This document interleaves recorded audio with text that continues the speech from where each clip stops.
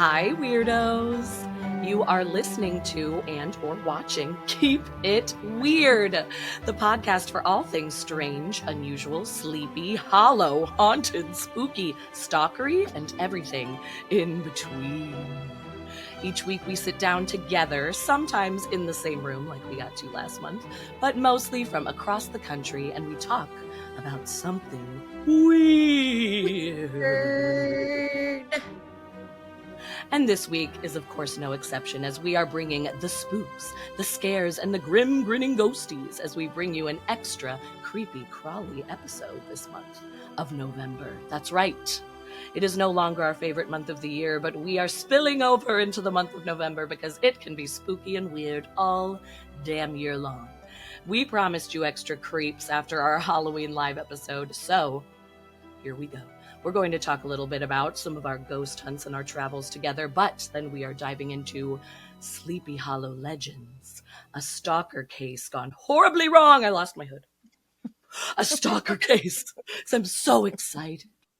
A stalker case gone horribly wrong. Who is watching you over your shoulder, through the window? Stop. Behind the door. Oh, sorry. It's too much. We are going to get down and dirty with the ghosties and the spooks tonight. So, was it just the wind? Or was it something more sinister? Join us, won't you? My name is Lauren, and this is my co-host, go-host with the mo-host, Miss Ashley. Boo! Hey. Hi, we're not ready. We're not ready to let go of it. Mm-mm. I'm not ready to say goodbye. I won't do it. I just took my Halloween decorations down yesterday, November 8th. Same. We just took it down. Yep. Yeah, my yard was a full cemetery for a full week of November, and I really was so sad to take it down, but I had to. Honestly, my graveyard did not hold up well this year. It was very windy. Was it falling apart a little bit? My graves are made of foam. So yeah, they get knocked it was a down. mess. They don't get up again. You know what I mean? They do not. It was a mess. But I will say the neighborhood still really enjoyed it. And we got more trick-or-treaters this year than we ever have living here. So I was happy. Which I love that. Same. That's the magic. Yeah. You know what I didn't do? I didn't take like a video or like any pictures of any of my decor. Like usually we share it with our listeners and like ask to see theirs, and like I have no footage. I have no evidence that I ever decorated. October was so crazy for me. It was insanity. You really had a crazy month. I can't believe it happened. You were out of town basically every single weekend, and like in a wedding, doing the Lord's work on every podcast ever, including your own. Like it was a lot. It's fine. Actually, the wedding, look at these cute little, my friend Kit married her husband John, who they've been together for like 15 years. So, oh my gosh. We knew it was going to happen. But their little wedding gifts, they have little D&D die. That is so cute. I love a good wedding gift. You know what you got if you came to my wedding? Monocle's Pizza. You're welcome. Honestly, that is the best gift anyone could ever give me. So we had Monocles. I got to take Lauren and her sister Julia to our hometown Monocles, which like they're familiar with Monocles, but they never have gotten to eat in a Monocles with my picture on the wall. Ashley was in a photo on the wall that was behind me while I ate my salad and my delicious Monocles pizza with a little side of the French dressing, because that's doing it right. That's how you do it. That's how you do Monocles. Yeah, the orphans were behind us. The orphans in the orphanage, that was the name of the student section. Cheering section. And I still can't believe that all of that is true. Yeah, hard to believe. That was my favorite part of the live show, is when you asked me, like, what was your reaction? I was like, that you're a dirty, rotten liar. What did you think? What I really love is her sweet sister Jamie got me an orphans t-shirt. So, oh my gosh, I Yep. should have brought it out, but I was like, no, it's too late. I can't get up and I'll rip the headphones out of the computer. Jamie and Corey made sure to get Lauren and Julia orphans t-shirts specifically with that old orphans mascot on it because obviously Yes. the art is very good. It's one of the best little cartoon muscle men I ever did see. Did he have a name? Was it like Tommy? Maybe Orphan Tom. Orphan Tom. That's a little orphan Tom, yeah. So we had a full weekend in Centralia. It was awesome. But there was a couple things that you didn't hear about on the live episode. So we do want to talk about a couple of those things. Like, for example, I don't even know. I'm pretty sure we talked about this. We were drinking, so you might not even remember. So I don't know if you recall this, Hey, I but didn't black out. I was there. no, I know, but like we didn't have a full conversation about this. I know what you mean. So when we were recording the live episode at the museum and we were talking about Koppel Mansion, apparently, and I had caught it out of the corner of my eye, but like it wasn't clear enough for me to like say something about it while we were recording, but I kept seeing it and I was like, is something happening over there? While we were talking about Koppel Mansion, there was a light in the room that kept flickering. Yes, I remember that. And the gentleman, like constantly, yeah, that came and told us, like, hey, I don't know if you noticed this, but like that light was flickering the whole time you were talking about Koppel Mansion. And I was like, holy crap, that's crazy. Well, then the next night we were at the Monster Call, that same guy, he's married to Jessica, who is one of the museum board members. I think she's actually the president. And she's the one that threw the monster crawl. So we're just talking, we're having a conversation, and he's like, oh, me and Jessica, we just bought the building that used to be JD's Music Emporium on the corner. And I was like, wait, really? And he was like, yeah. And I was like, so just FYI, when I was doing my research on the Koppel Mansion, a few people noted, and I couldn't find this on Google Maps, so I don't know what they mean by this, but a few people noted that the man who built Koppel Mansion, Dr. Renault, his name is on that building somewhere. Really?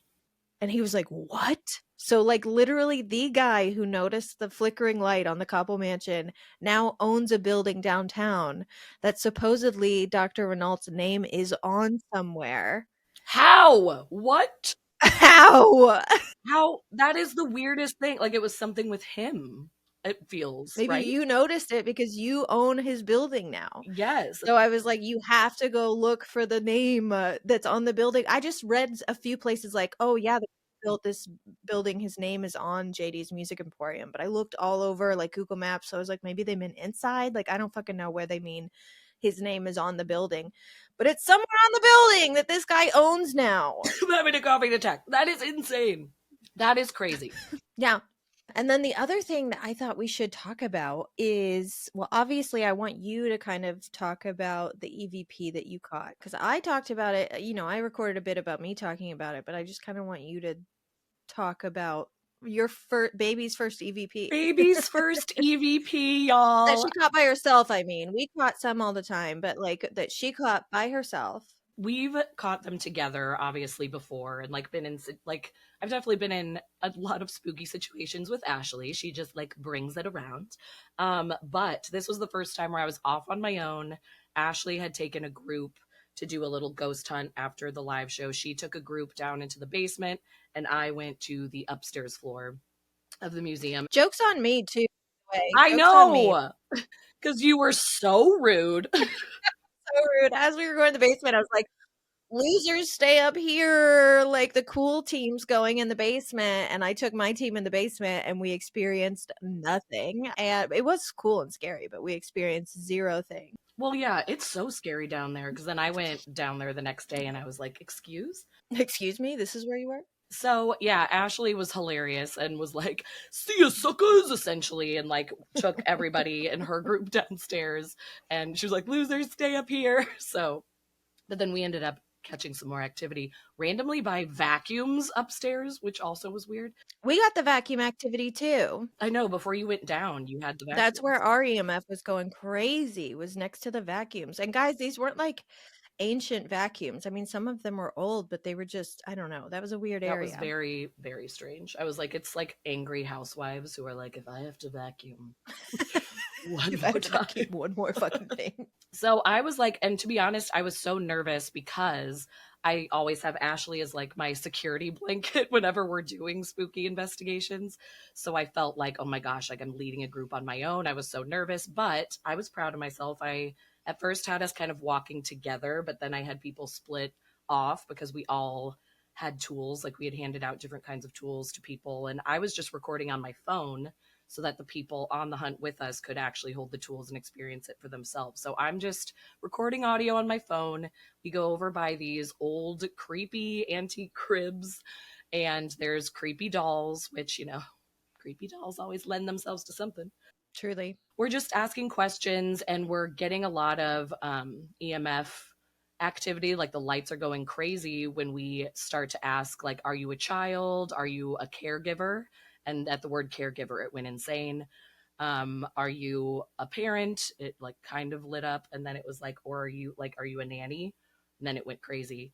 And then every time the photographer would take a picture, the EMF would also go crazy, even though the camera was like across the room. Like it wasn't that it was picking up on that, but it was like when it was specifically the camera like pointed towards the crib, it would go crazy. And it was like, oh, did you like to take pictures with the kids that you watched? EMF went crazy again. So on the EVP that hopefully you all have gotten to hear, you hear us like asking those questions and talking about the caregiver and like, hey, did you want to look at this doll? I think is what we're saying in it. I don't know why we said that. And then you just hear the like wind blowing. Yeah, which, like, what the fuck? That's what really creeped me out. It's the weirdest. It's such a weird sound because there was no breeze up there. There was no open window. There was no breeze, no draft at all.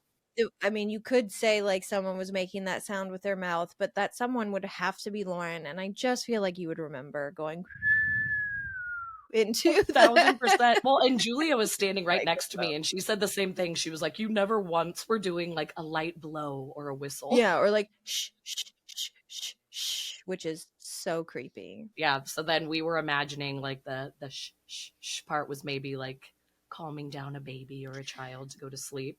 It was so spooky. I was like combing through the audio the next morning because I, of course, was up at like 6:30 a.m. while the rest of the house was sleeping in like normal people. And I was just listening, like, guess I didn't catch anything once again. And it was like the very last clip I listened to. I was like, thank God. And then Ashley came down and over coffee, sitting on those gorgeous couches. Ugh. Yeah, we also have to talk about the house that we stayed in. My God, yes. We got to stay in a house that was built in 1904, I believe, or 1906. 1904, I think. Mm-hmm. Yeah, the house, it was the Pittenger house. The Pittengers in town they owned a hotel downtown. They owned like a big opera house downtown. They were big wigs in Centralia, and we got to stay in one of their properties. It was gorgeous. It was so stunning. And we got to do a little bit of paranormal investigating there as well, and we got a lot of like crazy activity. We had a couple moments that were just insane in this house, Bonkers. but nothing again scary. We didn't get a lot of like clear answers. I think we found out that maybe this was a groundskeeper of some kind. Right. But at one point, we were in the basement. We were getting so much activity in this room, which, by the way, when we tried to go back, we got zilch. So I know it wasn't like an electronics problem. Oh my gosh, yeah, that was so disappointing that whatever it was had just like vanished. That was so sad. Moved on. Yeah, I know. It's such a bummer. But we had been in the basement and we had asked this thing, like, we're going to perform a real seance upstairs. Would you be able to join us there? And it was like, yeah. So we were like, dope. Let's do it. So we go upstairs, we're eating Taco Bell, we're talking. As you do. We're actually having a pretty intense conversation about the difference between crows and ravens. Because Yes. we weren't That was a big positive. topic of the weekend It in was a general. big I felt topic. like it like really poured over. So we were discussing the difference between crows and ravens, and like we were having this whole conversation, eating Taco Bell, whatever. And then eventually we sit down to have the official seance, and we're getting activity on our flashlight and on our EVPs. But we're using the spirit writer, which is this antique that I have where you can put a pencil in what is essentially a planchette, and people will put their hands on it, and you might get a word. I've never really gotten writing, but I've gotten pictures drawn before. And this motherfucker drew a crow, and it was like, so you were here listening to this before the seance, is essentially what I got from it. Yes, I've been sitting here listening to you. Yeah, I've been here the whole time. I've been listening to you. I heard your whole You're all conversation about covered relationships. in fake cheese from Taco Bell, and you're talking about crows and ravens, and I've been here the whole time, and I'm judging you. But I thought that was fun because usually, when you're doing a seance, like you kind of have this thought of like, okay, now is when it begins. Once the candles are lit Right. and we've decided it begins now. But it was like, oh no, hey, just so you know, I was here during Taco Bell and Crows. Crow time, I was here. I was here for that. But yeah, it was a great weekend. It was so, so fun. Here's the thing, everybody. If you're ever near Centralia, the Centralia Historical Museum Is dope, is free. and it's free. You can just walk in while anytime they're open. You can just walk in the building and you could explore by yourself. So take your phone, turn your recorders on, go around and see what you get. We probably explored the place for an hour. So imagine if we had multiple nights there like we've done with other investigations. Oh my gosh. Yeah, if we had had more time, I bet we would have picked up a lot more. Yeah, that was so cool. It was great. It was so much fun. I don't know. I mean, you can't really experience this right now, and I feel so sad for you, but the leaves are so gorgeous this year. I had a feeling you were going to talk about the leaves. Absolutely stunning this year. And the reason I bring that up is because I learned something about trees last year that I cannot stop thinking about, and I don't think I'll ever stop thinking about. What? Trees lose their leaves every year. You know trees. You know how trees do that. You know how trees are. Did you know that they do that on purpose? What do you mean? The trees purposefully close off the nutrients to each leaf so that they fall off to protect their branches in the winter from like freezing and wind and things like that, because if there's a bunch of leaves on the tree, like the wind and the freezing is going to do more damage to the branches. Right, it could just like really pull the whole thing down. Yeah, so purposefully when the weather gets cold, trees will close off nutrients to all of their leaves so that they fall off and then reopen those pathways once the weather starts warming up again to grow new leaves. And I can't stop thinking about that. Wait, that is so cool. That's insane to me. They do it on purpose. I didn't think anything could get more insane than like the trees that hug people, you know? What are you talking about? Remember when we talked about that? No, what are you saying? Are you talking about like how they will sometimes like move towards Like you? lean into you? Yeah. Yeah. I guess it's not a hug. I like to think of it as a nice warm hug from a tree. But like that, it'll like reach out and be like, hey, they're there. Yeah. I already thought that was crazy, but they that do is it on crazy. purpose to help themselves. Yeah. Really smart. It's a decision that they make. I mean, some people would argue that it's not a decision, but I like to think it's a decision. Please start talking to the trees, guys. I talk to the tree outside my house and the tree outside my job all the time because I do feel like. Do you really? Yeah. What do you talk about with the trees? Most of the time I'm just like, hey, I hope you're Well, happy and well. hope the email finds you well. This email finds you well, tree. But like our tree out front, like I'll pet her leaves sometimes. You're the cutest person in the entire universe. Yeah. So, good job.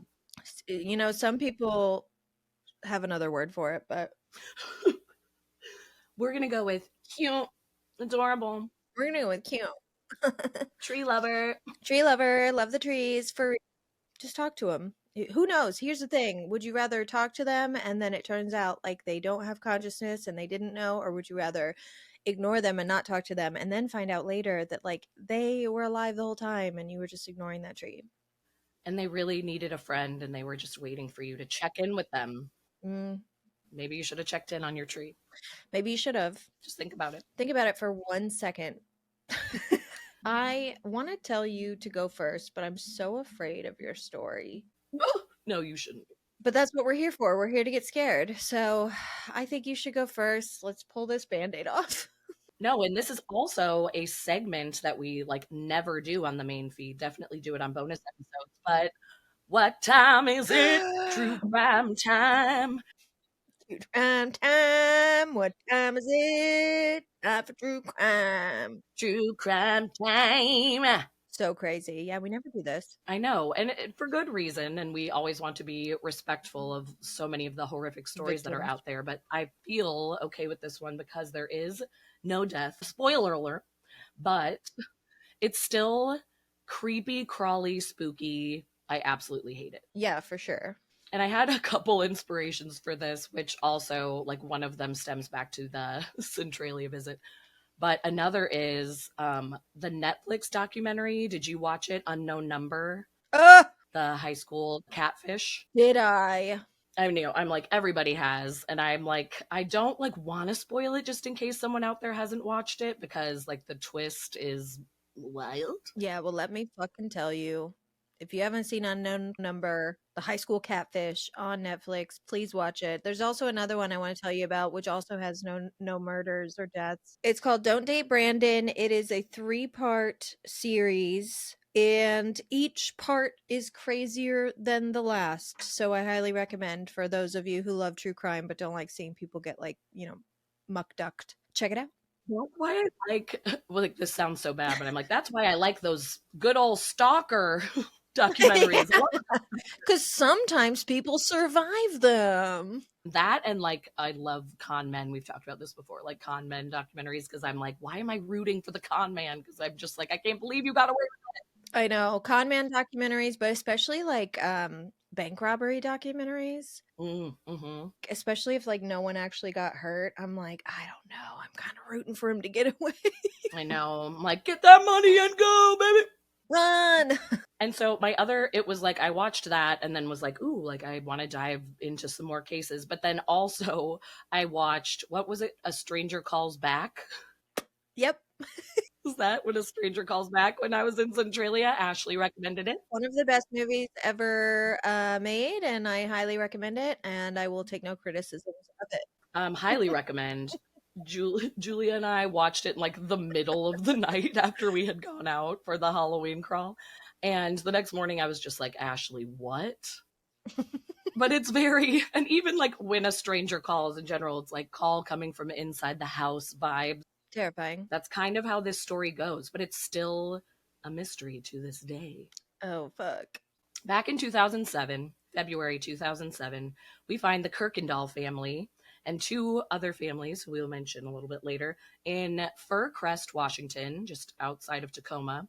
There's a 16-year-old girl, Courtney Kuykendall, and she is alleging that her phone starts sending text messages out to her friends all on its own.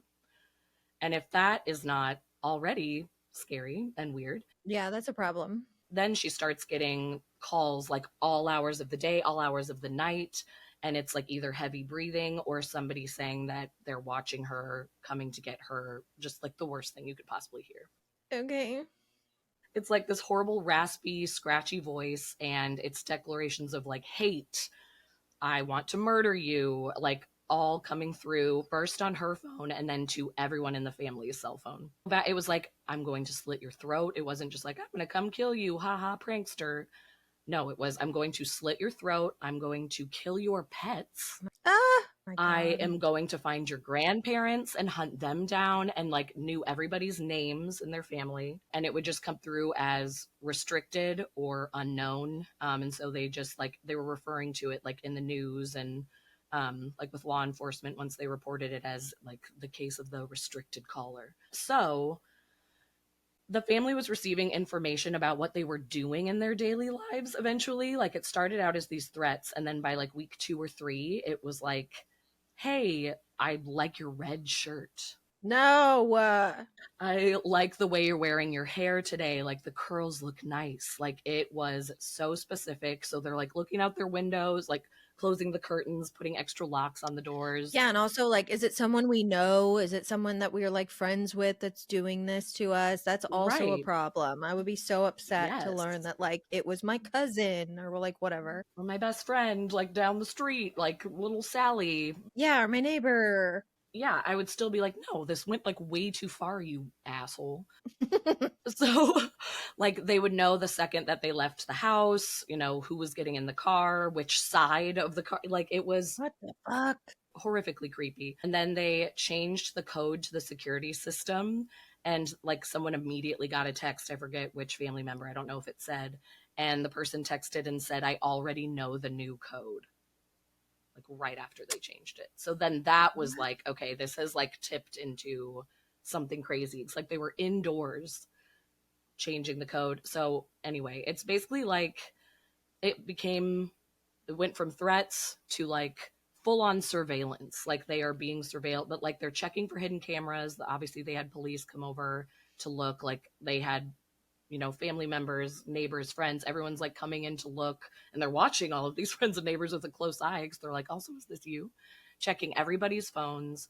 And one of the like creepiest ones was the daughter, Courtney, the 16-year-old, was cutting limes in the kitchen. And then she gets a call. It says, I actually prefer lemons, and hangs up. Stop. I don't think she slept again after that. So their phones would turn on all on their own. The ringtones would change. There were voicemails playing back recordings of conversations that the family had had in private, but then it was like on their voicemail somehow. One memorable occasion, the Kirkendalls were played a clip of a discussion that they had had with a local police detective, and then at the end of the voicemail, it said, "Stay away from the law." Mm, So, excuse me. So, what's really weird about this is like all of it. it's relentless. It started out as an annoyance, yeah, all of it. It went from annoyance to like absolute terror. The family isn't sleeping. They have police outside, like watching their house. Like they don't know what to do. But what's really weird, what I was going to say is like, this is 2007. So nowadays, that you still would have to be like an amazing phone hacker and have like some pretty intense software to pull off like all of this, but like it does exist, and we know that, especially in today's world. It's like you are being watched constantly, always. Our phones are listening to us, yada yada. But in 2007, yes, this software did exist, but it was very new, and it was pretty much only in the hands of like the CIA and like, you know, like Yeah. really top tier Secret people in the Service. FBI. Yeah, it's like only like really special ops people had access to it, and it was still like so new and being like tested. So like eventually the FBI got involved with this family because police were truly baffled and stumped, and like they were like, I don't even think technology exists like this, because that's what we all thought. And so the FBI gets involved, and like one of the top guys was saying like, okay, there is a way for someone to do this, but even like to the extent that they're going would still be incredibly difficult. Like cloning a phone was like newly existing, but again, like none of us civilians knew how to do it. But like Right. even cloning the phone and being able to like go in and change things, it's like it's the recording of the conversations and like being able to see inside the house. That was like the more baffling part to even the FBI. They were like, I really am not sure exactly how they're pulling that part off. I don't know how they are watching you the way that they are, and like no hidden cameras anywhere detected in the house. It was just, it's so bizarre. I was going to say the only explanation is as one of the family members. I know, but it's like all of their phones were taken, investigated, you know, like That's doing deep true. dives, taking off like all the data, and it was like nothing is coming up, because anytime you would trace the call, it would be traced back to the phone that was being called. It was like you're calling yourself. The call literally is coming from inside the house. It's coming from your phone. Oh my God. So they were pointing the finger at Courtney for so long. Like before the FBI got involved, the police were trying to just be like, your teenager is like pulling off an elaborate prank. She's trying to Hmm. get attention. You know how teenagers do. This does sound like unknown caller. I was just about to say that's like, it really reminded me of it. But like unfortunately we don't get the same resolution that we do in that one. Like it's still a mystery because that one eventually was able to be proven. I mean, it still took them a long time, but they still like they eventually tracked it down, and person confessed. I was like, I still don't want to say. And you guys won't believe who it is. By the way, an unknown number. You won't believe who it is. Oh my god, truly. That's why I'm like, I'm still not saying. I'm just like the person because I'm like, you have to watch it. And so, yeah, as I'm like researching this, I'm thinking I'm going to get that same resolution. And it was like, nope, like they still to this day don't know. And the fact that even the FBI is like, how are they doing this in 2007? Like, I really don't understand. And, obviously, it's easy for people to say, well, like, get a new phone, change accounts. It's like they switched from like Sprint to Verizon to AT&T. They did the whole gambit. They all got new phones. They switched out SIM cards. They switched out batteries. You're kidding. They did all of that. Trust. They were working real hard, and it still kept happening. The calls continued. One of the oldest daughters of the Kuykendall family, her name is Darcy Price, because she had moved out of the house and was married. She started to get calls even though she like lived on the other side of town, but she was also getting like the stalkery I can see you type thing. So again, it's like, okay, so it's not necessarily a neighbor. Right. And then their good friends, the McKay family, who again like live close by but like still not like on their street, they start to get the calls. They're like their best friends. So then they started to like really investigate them because they're like, okay, I don't think it's anyone in the Kuykendall family, but let's like look at these McKay people. Like maybe they're trying to look innocent by saying like, look, it's on our phones. But again, all the same things, deep dive investigation, nothing turned up, even though everything was like tracing to everyone's own phone. That's all it was coming up as. Oh my god. And like literally the phone could be off, and then like it would come to life and they would get a call, or it would come to life and it like all the settings would be changed. It would be like in a different language. And I mean, do we have that technology? Like, does the CIA have that technology? I feel like they don't. unfortunately, yes. They do. No. Again, like in 2007, even these like top tier people are saying, but this is brand new and like still like, I don't know how this is happening. And why was this family targeted? Because again, like Tacoma, Yeah, Washington, that's also. like a bigger city in Washington, like that's a more well-known one. This is just like a little like suburb of that, Fircrest, Washington. So it's like small town vibes, like simple folks just living their lives. And why are they being targeted? Their father wasn't a defense contractor. No. What's going on? Nobody was working like in the government, like no one had a special position. I mean, though we know of, there could have been like a secret agent under the radar. Well, that's true. So they're being absolutely terrorized for about 4 months. And then when more FBI officers like were seen coming in, suddenly all of the calls and texts just stopped. Hmm. So either someone got spooked, someone got bored.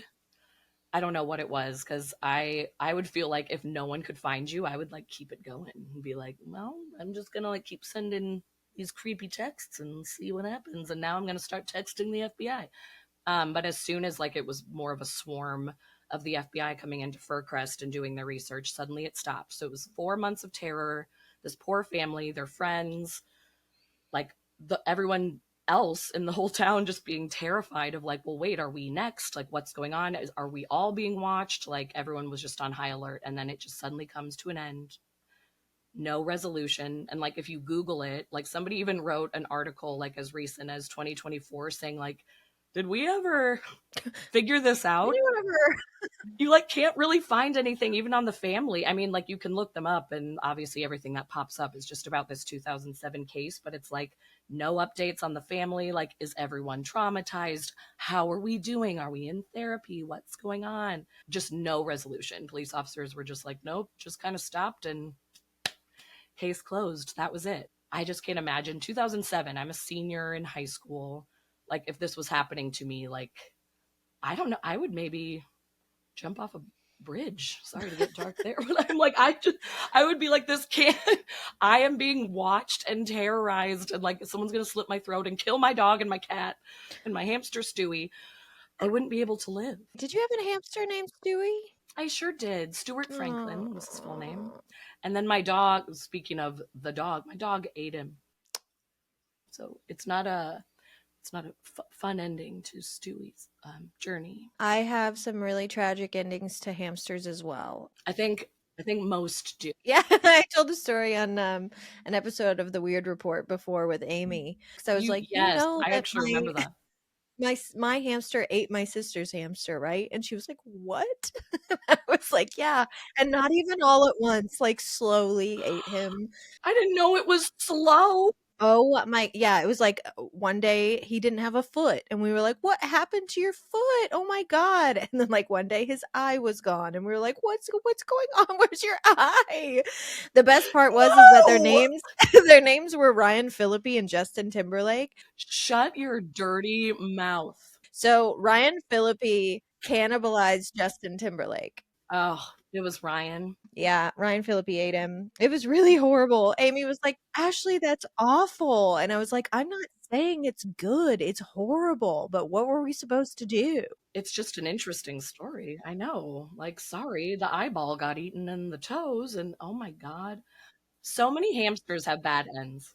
They have horrible ends. Please don't get your kid a hamster. Like, it's not going to go well. Don't do it. Like, they're gonna die. Don't know. I honestly don't know what happened to the hamsters. Like, one day my mom was like, "I gave them to a friend to take care of." But for all I know, she let them loose in the fucking yard. It was like, "Goodbye. I can't handle this anymore." She probably threw Ryan Phillippe in the trash. Like, The ups and downs, it's too much for I can't my emotions are too frayed to deal with these hamsters. honestly, now that I have met your mom, oh my God, we didn't even talk about that. I finally met Ashley's parents. Yeah, you had a really great weekend with my parents, actually. My dad made you gifts and food and treats. He baked you a pie. So, yeah, he baked me a pie. Wait, the coasters, was that him? Who was that? Yeah, he made you guys the coasters. Oh, they're so cute. The little E. slate stone coasters. I know, and they're like so sturdy and lovely. He's such a sweetie. So Ashley always talks about Sweet Ron on the podcast and like all the things that he does for her. Like the minute he comes into town to visit her, he's like, "I'm fixing this. I'm giving you this. I'm gonna go fill up your car with gas." And I got to see that. Like he really spoils you rotten, but he does it Yeah, quietly, quietly. which I love. Just like a humble, He doesn't modest king even who's like, I love you so much, and I'm not ever gonna say it with my mouth, but mm-mm. take all these But gifts. take all these things that I made for you. Yeah, and he doesn't even like it when you thank him. When you're like, "Oh my god, thank you so much." And he's like, "Please don't talk to me or look at me or say my name." I know. I said my sister and I were like, "Thank you," and like trying to like hug him or like shake his hand. He was just sitting in his chair, like, "Don't make eye Please. contact with me." Please. I forced a hug upon him also, which was hilarious. He did okay. Her mom dared me to, which is also the most Pam moment. She was like, "Go over and hug him. I want to see what he does." Like her mom is hilarious and unhinged in a Yeah. great way. Like she's a magnificent woman. We were immediate friends, but I ran over and hugged him, and he handled it well. Like it was definitely like a very light hug back, but he was good with it. And then I was like, "Your wife dared me," and he was like, "Oh, so yep, that's Pam." I don't know what he said. It was so cute. He's adorable. And then we talked about Harley Davidson, so I got to like connect with him. Anyway, that was was a little side note. Why did I bring that up? Why did you bring that up? We were talking about how my mom probably threw my hamsters in the yard. Oh, through your hamster. Yes. Yeah, my dog and my dog ate mine How did your dog get to the hamster to eat it? Was it in a ball rolling around the house? in his ball, which like that was always my like favorite thing too. And I was like, Lucy, my damn dog, robbed me of a magical moment watching Stewie in his ball. Because I just like thought it was the cutest thing. So I had him in his ball, and then I went to the bathroom, and when I walked back out, the top of the ball had popped off, and I was just immediately like, No, that hamster's gone. I know it's gonna be bad. And then I come around the corner, and my dog's just chomping. Oh my god, that's so traumatic. It was so traumatizing. My cat had died like the year prior, I think, and my sister and I, like, we were so devastated over our cat dying, but like still went to school the next day and like carried on. I stayed home from school for 2 days when Stewie died. And I remember my sister being like, you didn't even stay home when Muffin died. Like, it's just a hamster. And I was like, it's not the hamster part of it though. Like, yes, I was very sad. Like, I enjoyed having little Stuart. It's the slaughter. It was the trauma. I like couldn't stop imagining it and like seeing like the blood on the floor. I was like, I just couldn't stop thinking about it. I like wasn't sleeping, so my mom was like, "You need to stay home." Yeah, well, and also you feel responsible even though, like, you didn't do anything wrong. Yes, so much guilt. You didn't do anything to that hamster, but yeah, there's a part of you that's like, if I had done XYZ, my hamster wouldn't have got ripped to shreds in front of me. Don't. It's all coming back. I can still see the blood on the walls.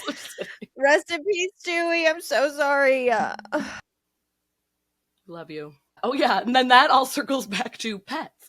Like, how dare you come for my pets? But truly, I would not have been able to like leave my house. I would have been like, I'm homeschooled now. Like, a police officer has to sleep in my bed with me, basically. Yeah, when something happens to you in your home, that's so much worse because that is like the place where you're supposed to feel safe. Feel safe, feel secure. So when that's taken from you, whether someone has broken in or you got attacked in your home or just like whatever happened in your house. Yeah, I can't imagine. I mean, kind of like the recap at the end of it, like theories of what this could be, which we've kind of been discussing. Like, there was a former FBI agent, Brad Garrett, who went on the record saying, like, because he was trying to talk to the public because everyone's terrified. He's like, listen, there are like methods, there is technology that exists. It would be insane for a regular civilian to have it, but like not impossible.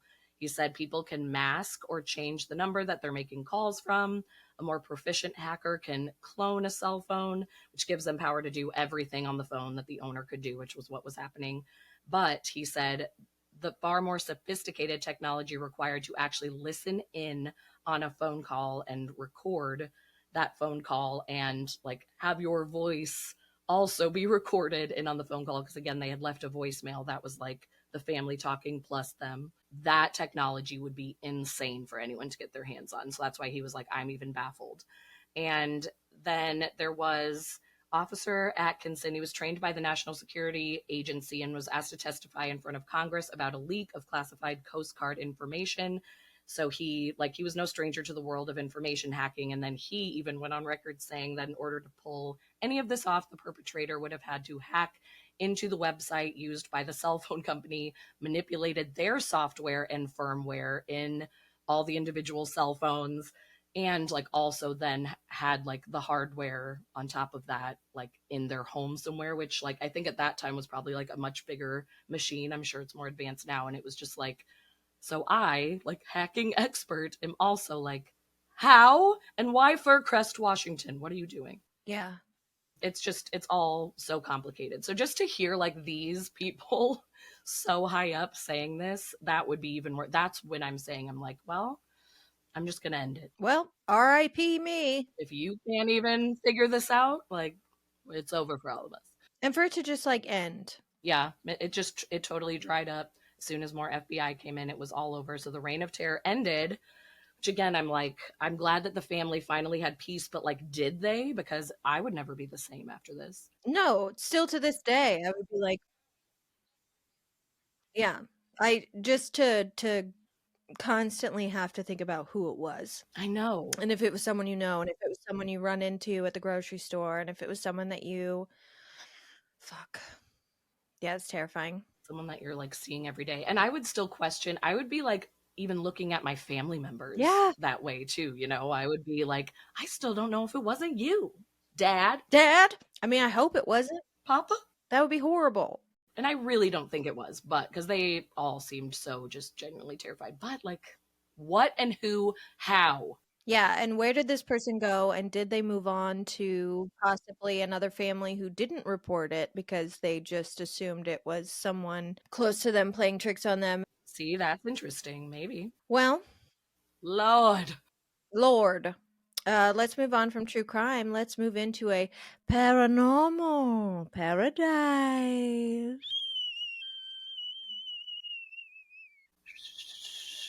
I was just doing. Today I'm going to be talking about a place that is synonymous with Halloween, a true paranormal paradise, if I ever heard of one. And that place is Sleepy Hollow. Now, I fucking love Sleepy Hollow.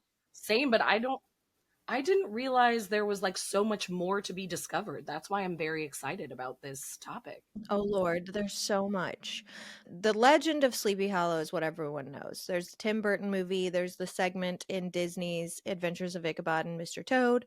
Oh, love. And all of that obviously is based on the short story by Washington Irving called The Legend of Sleepy Hollow. We know it. But Sleepy Hollow is haunted AF, and not even by a dead Hessian soldier. Like, it's haunted by other things. That was just a made up story about the place. So, Oh my God. you got to hear about this.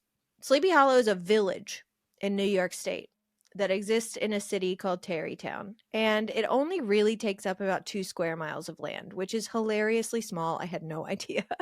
It's so small. That's very tiny.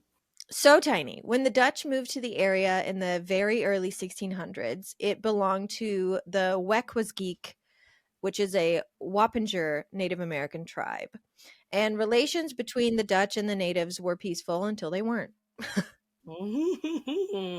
I wonder who was the problem causer. Interesting. Never heard a story like that. Yeah, I wonder who's to blame. Who could it have been? But by 1643, they were warring with each other. In 1655, a Dutch colonist published a work that referred to the area as Slaper's Haven, or literally, quote, Sleeper's Haven, which is the origination of what it is today, Sleepy Hollow. Ah. So the Dutch obviously ended up taking over the area. There were still natives in the area, obviously, but it belonged to the Dutch by the 1600s or the late 1600s. So in the 1790s, Washington Irving, who was only 15 years old at the time, was sent from his home in Manhattan to Tarrytown, New York, because there was a particularly gnarly outbreak of yellow fever in Manhattan. Ooh. So his family sent him away to the countryside, essentially, sent him to Tarrytown. And it was his time here, his basically like summer in Tarrytown, that inspired almost all of his fictional short stories. Like his trips through the Catskill Mountains inspired the setting for Rip Van Winkle. And of course, his time in the area of Sleeper's Haven inspired his, at the time, fictional town of Sleepy Hollow, because it wasn't until 1996 that the town actually renamed itself Sleepy Hollow, because that's what everyone called it anyway. Oh, wow.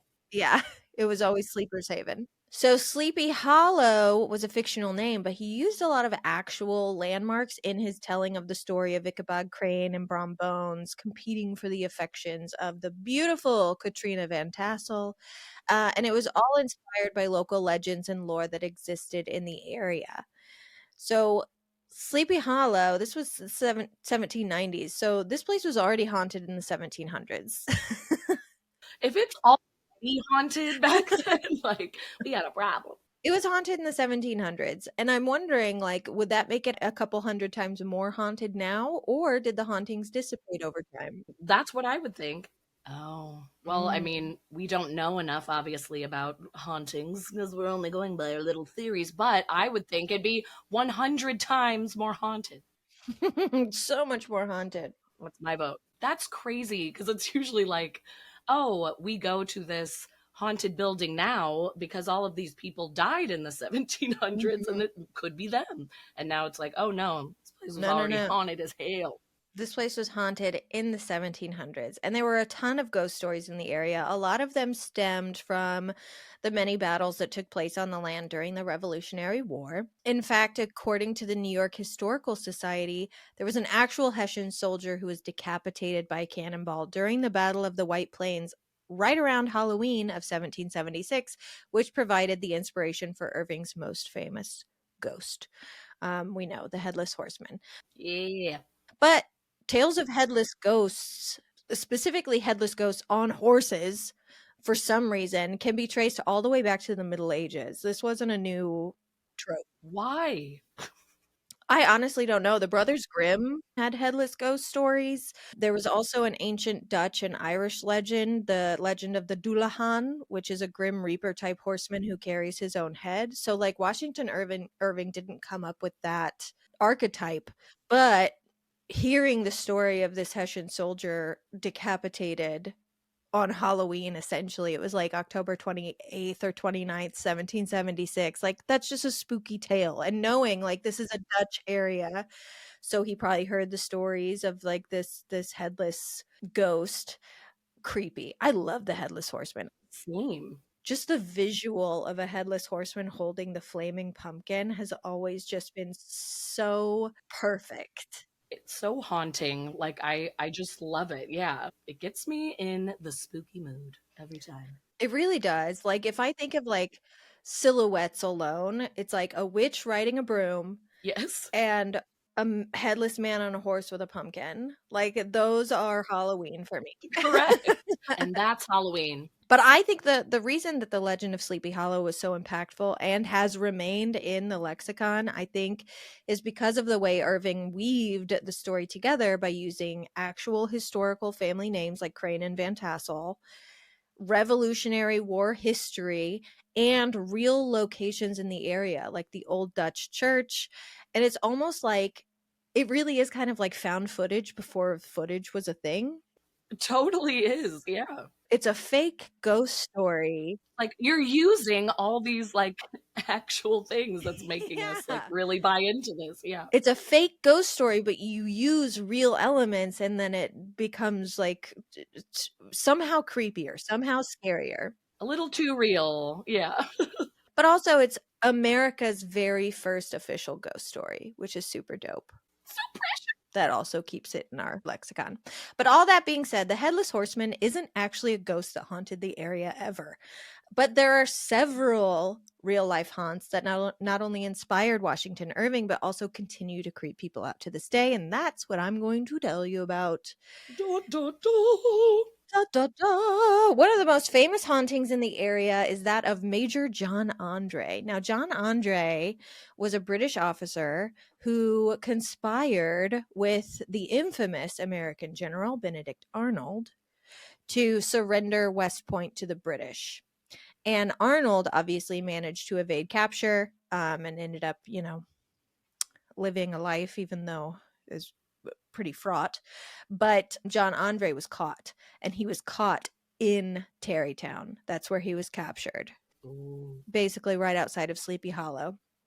And then he was shipped to New York and he was hanged as a spy in 1780. He was only 30 years old, which I think is Oh, baby. pretty horrific. Yeah. I think there is something with aging. Like once you're actually like older than the people, like for example, I've been watching Devil in Disguise on Peacock, which is the show that they made about John Wayne Gacy. It's really good, by the way. And John Wayne Gacy was 36 years old. That's how old I am. 36. What? My whole life listening like to stories about John Wayne Gacy, I was like, that's an adult man. That's a full grown adult man. I thought maybe he was like 40, late 40s. No, 36, younger than I am now. I would have thought late 40s or 50s. No. He was my age doing these horrific things, but also like he did not look good. Well, yeah, it was it was a time where people did look older than they. Well, I mean, I can look at him now. I can look at photos of him now and be like, yeah, I guess he wasn't 50 years old. That's crazy. But also, like, I guess when you're murdery and rapey, maybe you just don't look good. I don't know. Yeah, the context of being older and hearing about these things, because I don't know. Should we hang 30-year-olds? No, I feel like that shouldn't happen. I just feel like I made a lot of dumb decisions at 30. I don't I know know it's if like, I can should. we like? I mean, like, throw me in a prison, but like, don't hang me. Like I didn't, I didn't like spy on my own government and try to like set them up. Sure. Yeah, Right, sure, but also like he's 30 anyways. So yeah, I hear you. no one sees John Andre's apparition, but what happens is supposedly On crisp evenings, towards the end of September, you can still hear the sounds of his horse's hooves echoing down the road before coming to an abrupt stop at the exact spot of his capture. Nope. Ooh. That is creepy crawly. Which, as you can see, that is something that happens in the story of the Legend of Sleepy Hollow, the clippity cloppity of the horse hooves after Ichabod Crane. Ichabod. Ichabod. Ichabod. Another very famous haunted location. It's a bit of a stroll, but it's been a famous haunted location for literally hundreds of years, so I think it's worth the walk. But deep in the Rockefeller State Park, along the furthest trail that you can take, is a place called Raven's Rock. It's definitely more of a small cliff than a rock, but Raven's Cliff doesn't have the same ring to it, so I get it. But it definitely is bigger than a rock, just FYI. Perfect. It's called Raven's Rock because it used to be legitimately flooded with ravens. Like, there were ravens all over this thing, which is a creepy motif, I think, for sure. Ravens are synonymous with, like, death, which actually on our Weird Report last month, Joe and I talked about it. The reasons that crows and ravens were always associated with death is because of how smart they were. Because basically, they would follow soldiers that were going off to war. Really? They would follow troops that were moving into, yeah, because they knew that if they saw a big group of guys with a bunch of weapons walking in the same direction, they knew that a meal was going to come. Mm. They knew that there was going to be dead bodies soon.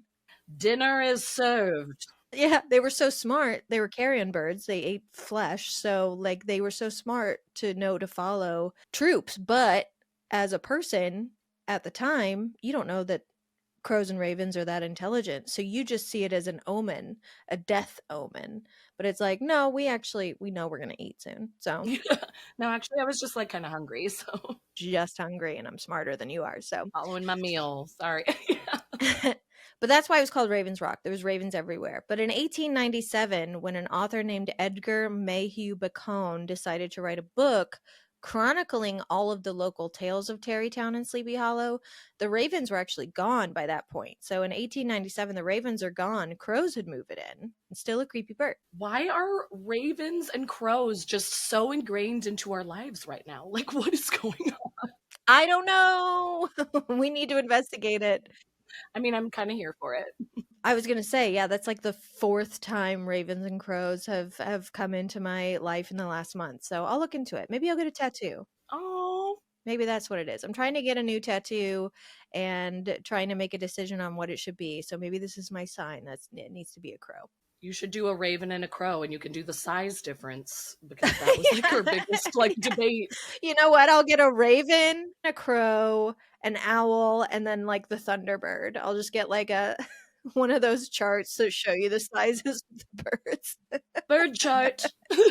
Bird chart. That could be our next friendship tattoo. We're getting bird charts, everybody. That way, if you're ever like, what is the difference between a raven and a crow? I'd be like, well, let me roll up my sleeve and show you. It's on my rib cage. I can show you right now. So today, if you were to go to Raven's Rock, it's void of both creatures. Both of them have moved out. So the name isn't quite as fitting, but still, it's quite scary out there because the main legend of this area is a classic wailing woman. But you're not quite positive what woman you're hearing wail because there are three different legends. We got 3 wailing women Of 3 separate, and it's not like this is one, or maybe it was this one, or maybe it was this one. 3 different women died at this cliff, according to lore. This is no written history to go over that. like jumped off the cliff. No. Oh, ooh, Horrible deaths, all of them. oh. Back in the day, when this wasn't a state park, this was actually a place people lived. A woman had wandered off the path home during a blinding snowstorm, and she had sought shelter from the wind and snow in the ravine next to Raven's Rock. Like, it kind of juts over. So she sort of like pushed herself up against a ravine of this little cliff to try and protect herself from this horrible snowstorm.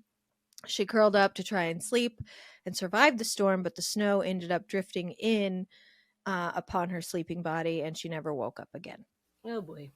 she froze to death at Raven's Rock. And Oh, ever since, people have reported hearing the fearful cries of a young woman, as well as the sounds of a screaming wind, even on calm, breezeless days. Okay. that would be hella spooky. But like I said, 2 other women supposedly died at this rock long before this wailing woman. A Native American girl who was killed by a jealous lover, and a colonial woman who was fleeing a rapey Tory raider during the Revolutionary War. So it's hard to pin down whose cries you are hearing when you visit the rock, if you are brave enough to visit. It's the cries of women just being fucking tired of men and their BS. 2 out of 3, that's not It's just great. the collective cries of women all over. I think if you were to investigate this area, you may actually find that there are some holes in the surfaces or the crevices of these rocks that when small breezes blow through them, it's possible that it amplifies it and makes it sound like it's a strong wind making the strange sound. It's possible, or maybe a whistling sound that sounds like a woman crying, but Sure. if not, then it's definitely a ghost. It's for sure the wailing woman. And we are going to leave it there. But that's not the only haunted rock in the park. There's also another rock I love haunted rocks. with an unfortunate name. Oh no. It's called Spook Rock, which I don't love, but will power forward. Supposedly, this one, okay, so this one's great. This one is not a cliff. This is an actual big flat rock. Like, this is for sure a rock, better named as a rock. And this is supposedly an area of the woods where you can see strange dancing lights through the trees. But when you try to investigate, you can never seem to reach them, and you always end up at the rock. Mm. So the legend of this rock comes from Native American lore. It's very supernatural and quite sad. But supposedly, a young Native American hunter came upon the rock one night and found 10 dancing maidens on top of it. They were glowing. And this was a sacred rock to his tribe. So first he was kind of pissed, but he gasped out loud, which spooked the maidens, and they flew off into the sky. Flew? Flew off into the sky, all but one, who lingered to lay eyes on the hunter for a moment before she herself flew off. The hunter, after seeing this, was pretty shook up. He couldn't sleep or eat or think straight after what he saw, and no one believed him. No one believed that that's what he saw, but he was adamant. He was adamant that this is what he saw happen. It kind of took over his life. It's sort of like a modern day when people see UFOs and it's like, well, now I have to quit my job because my Right. whole life is different. Yep, my entire life just blew up. My entire life's changed, and my whole belief system has turned itself on its end. So he started going out to the rock night after night to try and catch whatever he saw that night. Months later, after going out there pretty regularly, on one of his visits to the rock, he sees the maidens again, and he manages to sneak up and capture the one who lingered before. No. Jump scare, he marries and has a child with her. Ooh, no, no, no, no. What? No, he captured her. But what? He captured her and had a child with her? Married and had a child with her. Of course, this is the lore, right? But it gets interesting. She at first missed her home in the woods or the sky or wherever she came from, but eventually she grows to love her husband and child, and she sticks around. But a few years later, her child's about 3, she begins to hear singing in the woods that no one else seems to be able to hear. And one night, the man wakes up to find her gone. She's gone back with her people. They called her back by song. They called her back by song. Her child cries and cries, refuses to eat, and eventually gets sick and dies. Oh, And the baby. Native American, I know, it's sad. The Native American man buried him their child along the banks of the river and supposedly walked off into the wilderness and was never seen again. Jeez, oh man. His hut falls apart over the passing of the years, and when there's nothing but ruins left, story has it that the maiden returns to find her family, and she's under the impression that she had been gone for mere hours. And she's very confused and then devastated to find that it hasn't been hours, it's been years. Her son is dead, her husband is gone, and their home is a pile of rubble. That's the most depressing story I've ever heard. So sad. Poor maiden. So, when you see the lights through the trees, you might be seeing those dancing maidens, or maybe you're just seeing one maiden looking for the soul of her husband and child. Just her never-ending quest to find those she loves most.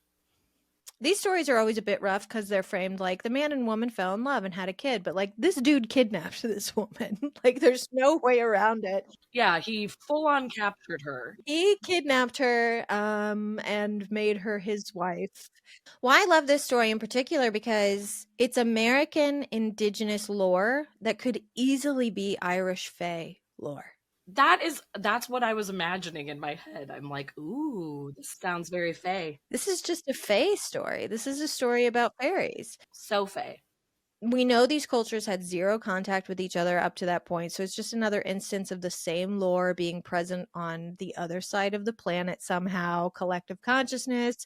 Just like mother trucking dragons. Maybe fairies are real, who knows? Like this is a literal Fae story that comes out of Native American lore, and I fucking love it. Wow. I really am here for that. I love it. But my favorite piece of Sleepy Hollow lore also comes out of these woods as well. Okay. Back in the 1700s, the woods outside Sleeper's Haven was the notorious home of Huldah the Witch. Huldah? Maybe that's who I'm dressed as today. Huldah. Yeah, let's say that. Huldah the Witch. Huldah was a bohemian healer who built herself a small cottage in the woods directly outside of civilization, but definitely outside of town. She was known to trade with the local natives and share remedies with them, and legend has it she actually cured malaria not once but twice. Okay, bad bee. Okay, Huldah. One of those times it was the son of a Native American chief, which led to the very harmonious and respectful relationship she had with them. But the whites of the area did not trust her, did not talk to her, would not even take the small path past her cottage because they were like, she's evil. The whites. Yeah, they were awful. As a white, I hate them. As a white, I hate you. When the Revolutionary War came about, times got pretty dark. The area was affected in a major way. Women were turned into widows, people were starving, people were sick. It was bad.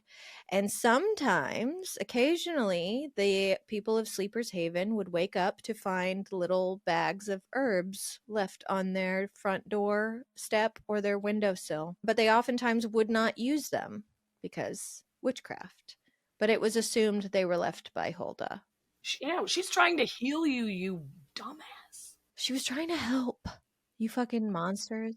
But they didn't know. They just thought that maybe it was a curse. But it was like, no, she was leaving you some tea to brew for your cold, you fucking ungrateful piece of garbage. Even though, to be honest, like if I just found a little bag of herbs, I might be like, did someone put a hex on my home? Like, I don't know. I would maybe be like, but where'd it come from?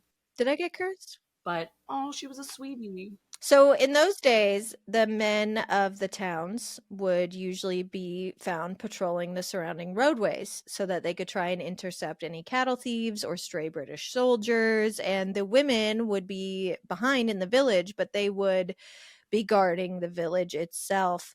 They would be guarding it with flintlock and powder horns, which is basically like a 2-part gun system. And Huldah would offer to sit guard with them, but she was always denied. She's trying to help. I know! And no one will allow this. Why? This poor woman. Okay, anyway. But then, one day, The British forces marched in, and the town had to basically have a full-on gunfight with them, and they were fucking losing hard.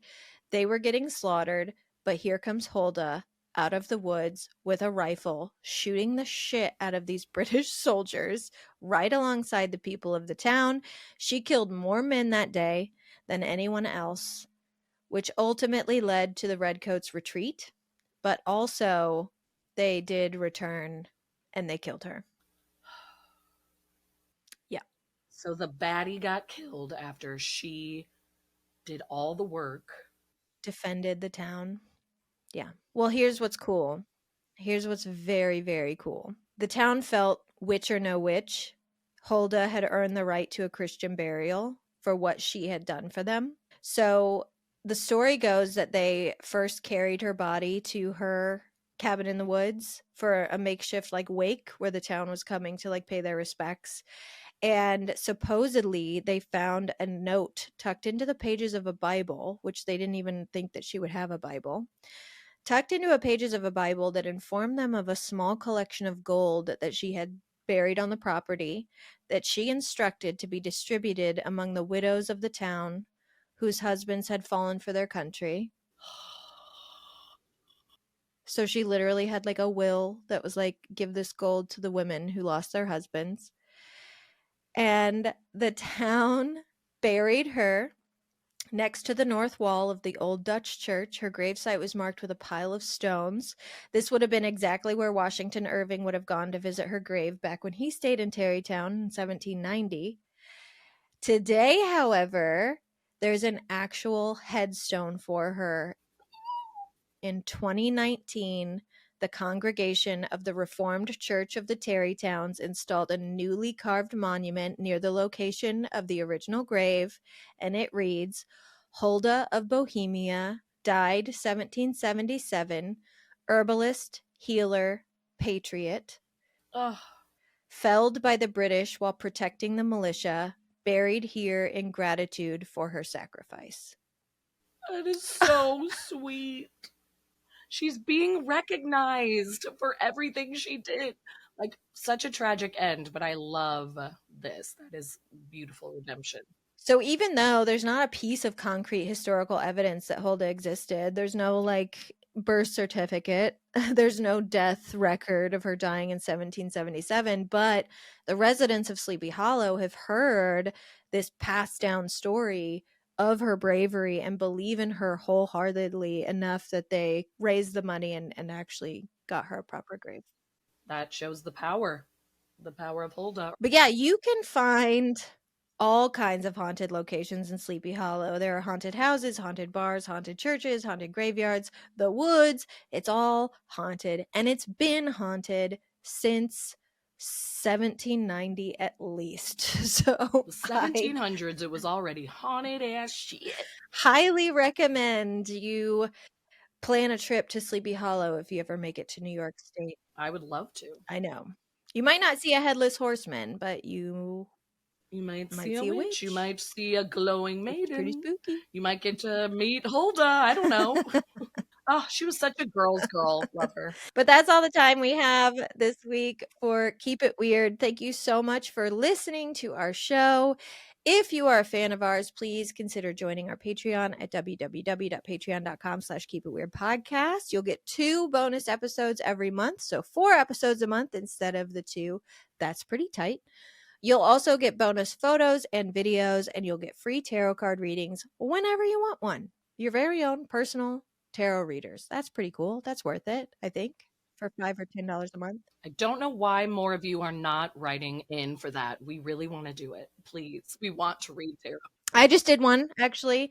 I just Did did one you? for listener Maddie. Yeah, she wrote in asking for a tarot reading, and I did a full Oh. 3-card spread. So we'll see. Hopefully it was accurate. Join us in a few weeks. We're going to have a listener ghost stories episode. We're going to be talking about real life scary experiences people have had, rounding out our second October. That's right. October October part 2. part 2. Then in December, Amy Hanselman's going to be joining us for another Woo! ladies episode. Okay. One of our all-time ladies. favorite topics. We're going to be talking about some women in history that we think more people should know about. And then we'll have our Christmas episode, which is TBD right now, and then the year will be over. Hallelujah, 2025 can suck on my balls. I'm over it. I'm done. Follow us. Follow us on social media at Keep It Weird Cast and subscribe to our YouTube channel, youtube.com/Keep It Weird Podcast. Okay, let's spin the wheel. Spin Let's see the wheel. how we're going to end this episode today. Oh, God. I can't. I know. What is going on? Are you still sick? No, it's just this cough stuck around. Tarot card. We've got a Aw. tarot card. Do I have any tarot cards here? Of course I do. I know I was going to say I do if you don't. What are we going to ask today? Will this cough ever leave my body? Just kidding. That's a good question. It is the good one. Current events. Oh, you know what? When this episode comes out, 3-Eye Atlas is going to be closest to the Earth. Pretty much close to when this, about 2 weeks after this episode is out. We could ask about 3-Eye Atlas. We could ask about crows and ravens. Aw. I mean, crows and ravens feels the most appropriate, but like, what would we be asking about? That's true. That would be more for the book, I think. Yes, I absolutely think that would be more of a book question. Yeah, maybe we do 3-Eye Atlas for tarot. Yeah, let's see. Okay, 3-Eye Atlas is on its way. Is it just a comet? Or is it an extraterrestrial craft surveilling us? Let's find out, shall we? Oh. Okay. Oh. I got cards popping out everywhere. Also, the sound of cards being shuffled and like slapped on a table is like, I'm not an ASMR girly, but that would be the ASMR that I would go into. It's so satisfying and happy to me. So thank you. Thank you for your service. Yeah, you're so welcome. All right. So, kind of an interesting spread here. I first drew the King of Swords. I then drew the Tower. Ooh. Not great. Not but great at all. then I drew a reverse Ace of Wands. Hello, where am I? So we know that the Tower is not great. It's not a great one. The Tower is tearing down of everything, basically. Everything gets torn down and rebuilt, which to me signifies that it's possible that whatever 3-Eye Atlas is could be rewriting history. Now, that doesn't necessarily mean that's rewriting history because aliens are showing up. Because we do know that 3-Eye Atlas is a weird comet. If it is just a comet, it is behaving strangely. Sure. It's speeding up, it's slowing down, it doesn't have a tail when it should. It's like, it's being weird. So it's like either way, this could be like rewriting what we know of like about science. Space and about science. Yeah. And like space exploration and like everything around us in the universe. So yeah, totally restructuring. Absolutely. That's what that could be. Now, King of Swords represents intellectual power, clarity, truth, and authority. Clarity, truth. We may be learning a lot of new things that tears down our belief system. Exactly. Which the Tower, you know, it's scary. It's one of the scariest cards, but it not necessarily. It could just mean that like we have to relearn everything we've ever learned. Which like is scary in its own right of like, oh, so everything we've known is incorrect. But then usually the ace cards are new beginnings, which again, coming after the Tower, that makes total sense. Reversed means sort of like to just be careful and take your time, like rushing into like rash decisions, which also kind of makes me think of 3-Eye Atlas, because so many people are like, oh, it's behaving differently, it's an alien craft, jumping to conclusions. And it's like, well, it also could be behaving differently because we've only observed 3 of these interstellar objects, 3 in the history of mankind. We've only observed 3. So, like, So it's like, it's okay. Maybe we don't know everything. because we don't know everything about how these objects behave. So I like this reading. I think it's saying that it's not an alien craft, which, is relief. Yeah, it's like, that's okay. I love to jump to the conclusion of aliens, as we all know, mostly just because it's fun. But in this case, I like don't want it to be. I do want it to just be a comet that is doing some new behaviors, and it's going to flip science on its head, and we're going to have new information. All of it comes together. I mean, and it might even be new information about how our world was created. Like, there's so much that we can learn from this thing that might feel like it's destroying some institutions or some Mm-hmm. knowledge that we thought we were pretty darn sure about, and now we're like, oh well, shit, maybe I don't know anything about anything. Mm-hmm. I love it. Fitting. I love it. Fitting and also a relief. I know. Phew. Phew, don't worry about 3 Eye Atlas. It's totally fine. We solved it. We're here to let you know it's all fine.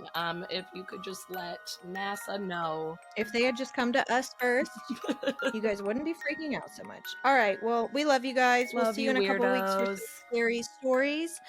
Happy October part 2. And as always, Keep it weird. weird.